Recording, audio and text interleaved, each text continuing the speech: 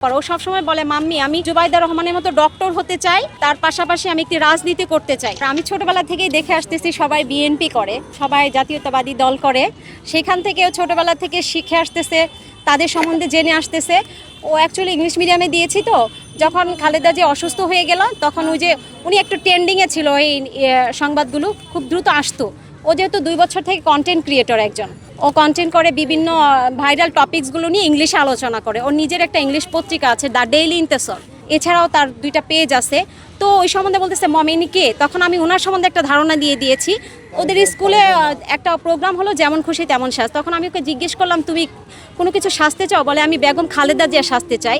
তো 16ই ডিসেম্বরে বেগম খালেদা জিয়া সাজলো। সেখান থেকে ওর যে আজ পর্যন্ত ওই দলের প্রতি, ওই বেগম খালেদা জিয়ার প্রতি যে একটা ভালোবাসা, সেখান থেকে ও যে কোনো নির্বাচনী প্রোগ্রামের অনুষ্ঠান বলেন, যে কোনো জায়গায় মানে ওর পড়াশোনার বাহিরে যে সময়টুকুর মধ্যে কোনো একটা টাইম ওর সাথে মিলে যায় তখন ওখানে অ্যাটেন্ড করার চেষ্টা করে। আর সব জায়গায় এই ড্রেসেই আসে, এক এক দিন এক একটা শাড়ি পরে আর কি। নিজে থেকেই তার আসার খুব ইচ্ছা।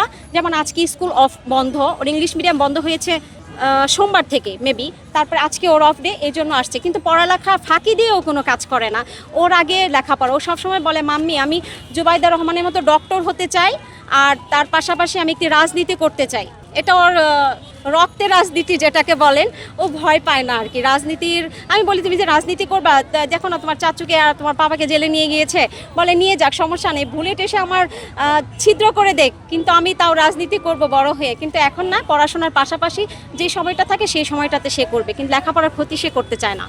আমি আসলে সব সময় অ্যাটেন্ড করতে পারি না, যেমন হলো সকালে কোনো কর্মসূচি হলে আমি অ্যাটেন্ড করতে পারতাম না, কারণ ও একটা লম্বা টাইম স্কুলে থাকে, কারাটি করে, ডান্স করে, ও হলো শিল্পকলা একটা প্রোগ্রামে আছে, যার জন্য ওদিকটা সময় দিয়ে যেই সময়টা আমি পাই ওই সময়টাতে যদি কর্মসূচি থাকে তখন আমি ওকে নিয়ে অ্যাটেন্ড করার চেষ্টা করি। ফার্স্টে কয়েকজন যারা একটু অন্য দল করে তারা ওকে নিয়ে টিটকারি করতো, তিরস্কার করতো, মানে একটু অন্যরকমভাবে কথা বলতো। এখন তারাই ওকে ভালো বলছে, কারণ ও তো তাদের কথা ধরে এটা ছেড়ে দেয়নি, ও তো বেগম নেত্রীকে ভালোবেসে এটা করে। ও 2 দিন পর পরই তাদের এই যে সমাধিস্থলে ফুল দিতে চলে যায়। ও নিজেই বলে মম আমি ওখানে যাব, আমি ফুল দিয়ে চলে আসবো।